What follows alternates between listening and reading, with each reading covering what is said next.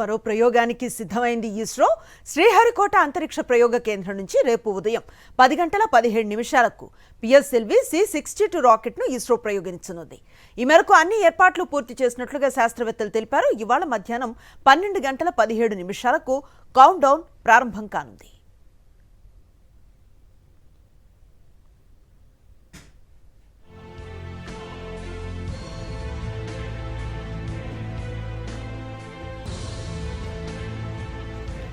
EOS-N1 ఉపగ్రహం బరువు 1485 కిలోలుగా ఉంది.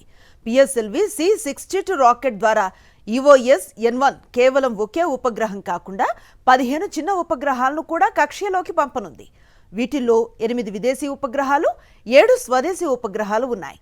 న్యూ స్పేస్ ఇండియా లిమిటెడ్ రూపొందించిన 9వ పూర్తి స్థాయి వాణిజ్య ఉపగ్రహం ఇది.